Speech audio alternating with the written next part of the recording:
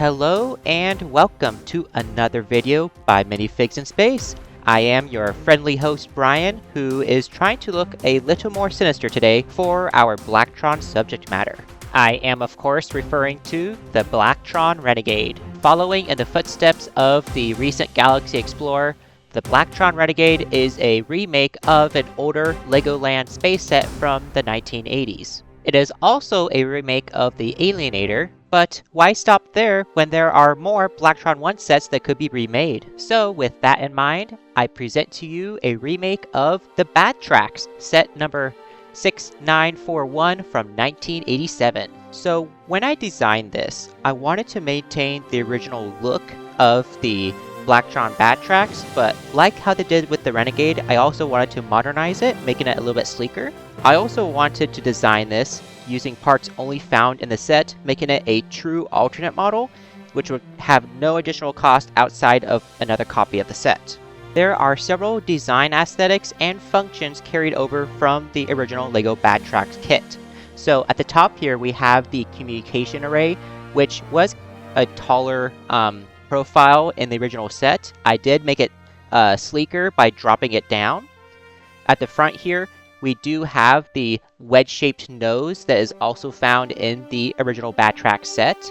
This is something that I really wanted to keep from the original model. We do still have wheels, which is essential for a rover. Now, there aren't any big wheels included in this set, so one way that I helped give the original aesthetic with the size of the wheels was having just bigger mudguards. The bigger mudguards, in my opinion, help compensate for the lack of bigger wheels. Moving on to the functions, this does maintain the hinged center for steering, just like the original set. This was really tough to design using parts only found in the set, but it is, I think, more solid than the original set, and we'll get to that in a little bit. It is, of course, modular. The front section comes apart, as does the back module, and they come together to make a larger spacecraft, just like the original set. The connection points of the modular sections are identical to those found in the Blacktron Renegade, so if you really wanted to, these are interchangeable to the Renegade itself to a certain extent. So with the front one here, I recommend pulling from the front because it has a nice little grip here. You can disconnect that, set it off to the side. The back, same thing, just grab it. Be careful not to squeeze the thrusters because they do pop off if you do squeeze too hard, but just grab a little bit forward. It comes right off. Let's move the chassis back. And then these, just like the original Renegade, connect like so. Now, it does have a taller profile than I think is aesthetically pleasing, but keep in mind, the original Batterax had this for the spacecraft, so I did not want to remove it from this remake because I thought it would look too different. It is a little bit lower, but not by much compared to the original one. So yeah, the cockpit itself is actually a similar design to what is in the official Renegade. I did change it a little bit where I have a lot more of the detailed printed control panels in the front, including the ones used for the, I think they were saying the warnings for not to use low-grade hyperfuel. So I thought that was a fun little detail, but I wanted to have those up front. I did add a secret function to this rear module right here. Rotating it upside down, you will be able to see there is a bomb back here. And there is a lever. Pressing this lever will release the bomb.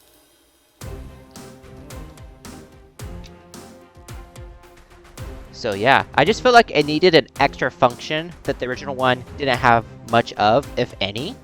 And I figured that having, because these really cool new hollow bottom slope pieces were perfect for the opening, immediately brought to mind having a bomb bay that can just deploy bombs. And now, if you would like to add the Batterax to your collection as well, the following section of the video is going to be a building guide where I will go through the basic steps and give some pointers along the way. With an exception to the front, the back end of the sides, and the interior, the rest of the front module is identical to that of the Renegade. And at any point, if you need to pause the video, feel free to do so that you can capture all of the techniques and parts being used. While I try to do the complicated sections part by part, a lot of times there are multiple sections that are put together at once. And this is mostly for the sake of time, both for myself and for you guys. This section is for the rear module.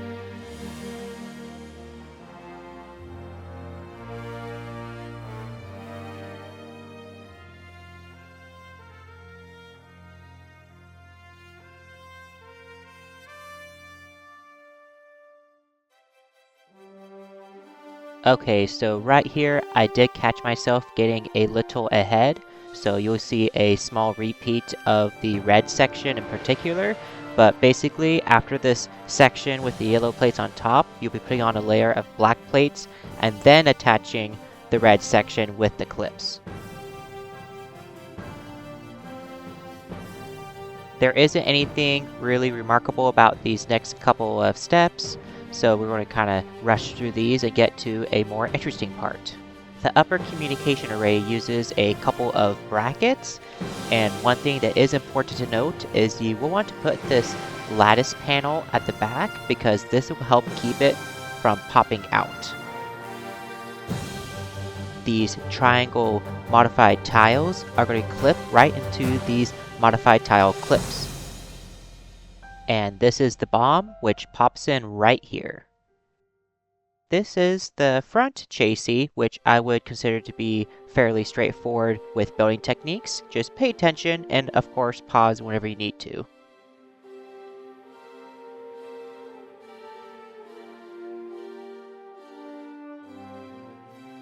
This is where the build is going to start to get a little more complex, but this is not the most complex section that is coming up here shortly.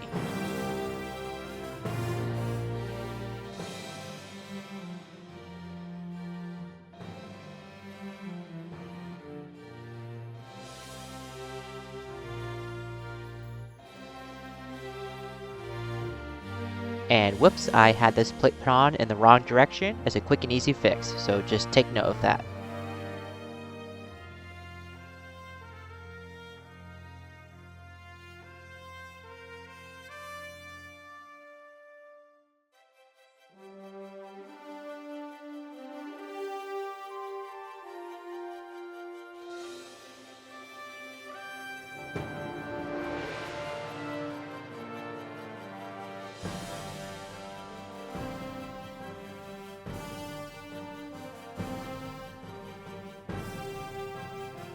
Okay, now this is the beginning of where it gets really complicated for this hinge right in the middle of the chassis. Take your time with it, and you might have to rewind here and there just to make sure you get it just right. This is the rear section of the chassis, but it is also going to be the most complex section of the entire build. It starts out simple, but don't be deceived. This is where you will especially need to pay close attention and make sure everything is built precisely. Basically, the idea is that we will be sandwiching the hinge mechanism into a tight locking grid so that it cannot come loose and will be very sturdy. These fancy brackets don't serve any structural purposes, they are just aesthetics. These here are the rear mudguards, which are built upside down and attached using 1x1 modified clips.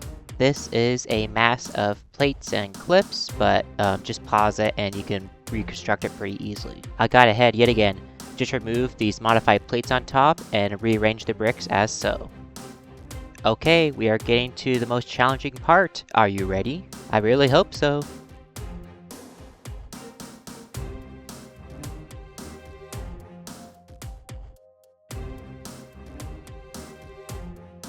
Well, we're past the hardest part. These brackets on the side, attached by the 2x6 tiles, this is what holds it all together so that it doesn't come separated under pressure. And that is it, with plenty of parts left over to experiment with your own models. And with that, we have, of course, come to the end of this week's video.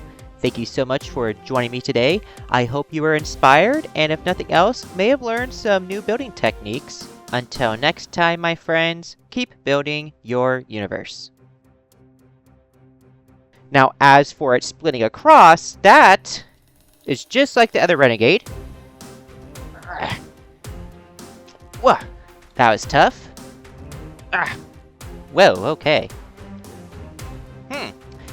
So this was not supposed to happen. Let's go ahead and rebuild these things. I don't know if I'll have outtakes for this. If I do have outtakes... Yeah, I don't know. I didn't think about that.